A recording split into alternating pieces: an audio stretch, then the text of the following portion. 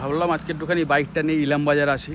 এই যে ম্যাভিকটা নিয়ে এসেছি, হেভি লাগছে, জঙ্গলের মাঝখানে দাঁড়িয়ে আছে বাইকটা, ওর জন্যই এলাম আর কি। একটুখানি ভাবলাম বাইকটা চালানো হয় না, ওয়েদারটাও ঠিক হয়েছে, বাকি তো কন্টিনিউ বৃষ্টি পড়ছিল।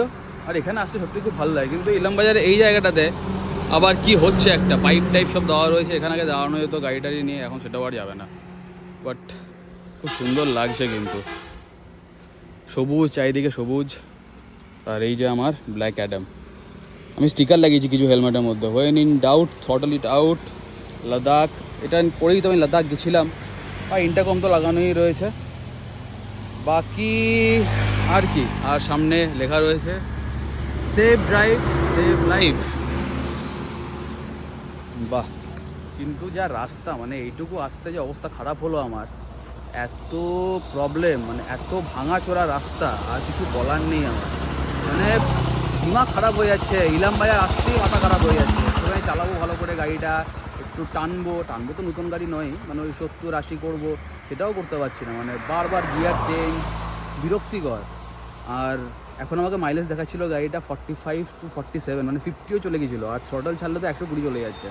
মানে যদি বড় বাইক আপনারা ঠিক করে চালান তাহলে কোনো অসুবিধাই হবে না, ভালো মাইলেজ পাবেন একদম হাইওয়েতে, দারুণ মাইলেজ, কোনো এসব নিয়ে চিন্তা করতেই হবে না।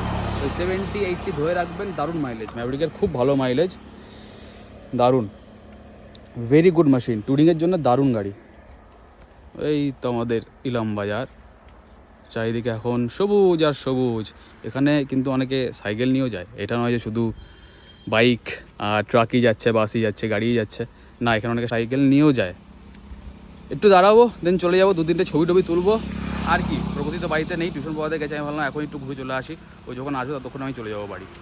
বেশ, তাহলে এইটুকুই বলার ছিল, একটা ছোট্ট সানডে রাইড। আজকে ইলাম বাজারও গাড়ি চালানো যাচ্ছে না, ভাবলাম একটু এগিয়ে যাবো, দেখি এত ট্রাকের ভিড়, একটা ট্রাক আবার আরেকটা ট্রাককে টানছে, একটা বাস আরেকটা বাসকে টানছে, আচ্ছাই ব্যাপার।